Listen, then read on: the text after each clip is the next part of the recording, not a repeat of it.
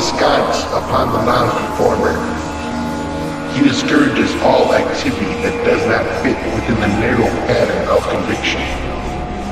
He condemns any who step outside the generally accepted norm of moderation. He hides, even from himself, his own intensity of feeling, and presents to the world a pale facade of rational virtue and self-righteousness. He is the faded hypocrite.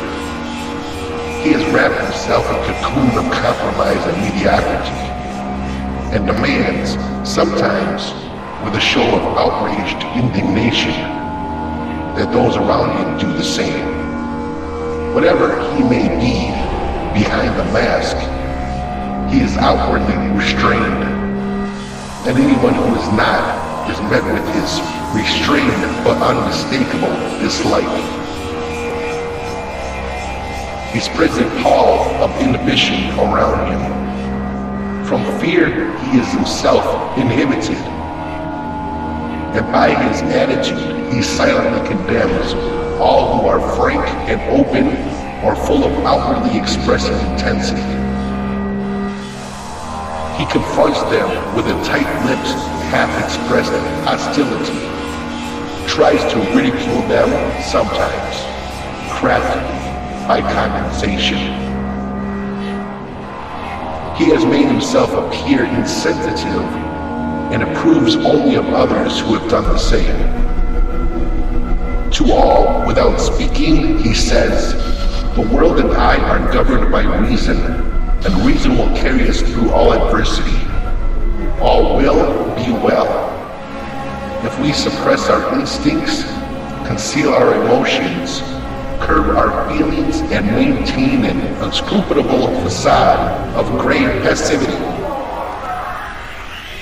Think, reason, logic, rationalize. Do not, whatever else you may do, be honest." He is the hypocrite, a walking lie.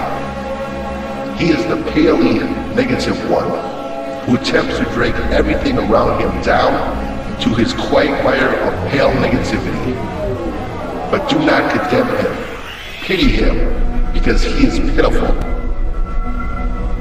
He expresses his fear of life in every look of disapproval, every gesture of condensation, every attitude of rejection, for whatever refuses to conform to his pattern threatens him. It threatens to expose his hypocrisy, to crack his shell of negativity, and reveal him to himself as he refuses to see himself. Pitiful, pointless, godless, and afraid. Where do you belong? Do you follow Jehovah, accepting your fear, but pressing onward with faith and courage to rise above the sense of failure and dissatisfaction that surrounds you? Or do you answer to Lucifer, separating yourselves from the ways of the world, using your love of life and beauty, together with an undying optimism to make you fearless in the face of all that can threaten you? Or is Satan your master, calling upon you to defy the fear, to plunge in where you are most afraid and discover that after all, you are invulnerable? Or do you feel trapped in the way of the grain, compelled by force of circumstance to hide your fear? Do you feel so inhibited by the world around you that you dare not even acknowledge your fear?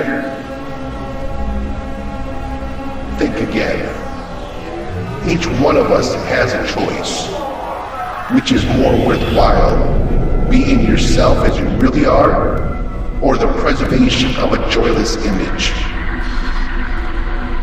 There is no way out, but there is a way through. There is no escape, but there is fulfillment. Knowing is the way, and knowing is not analyzing or speculating or rationalizing. Knowing is feeling, experiencing, seeing clearly, understanding, absorbing. expressing and going through. Knowing is living what you know, being what you are, thinking and feeling what you are afraid of, allowing yourself to think and feel, saying and doing what you are afraid to say and do, but what you know must be said and done. Then you can begin to know yourself, who you are and what you are, your inclinations and your revulsions, your capabilities and your limitations, your strength and your weakness, your responsibilities and your effects on others.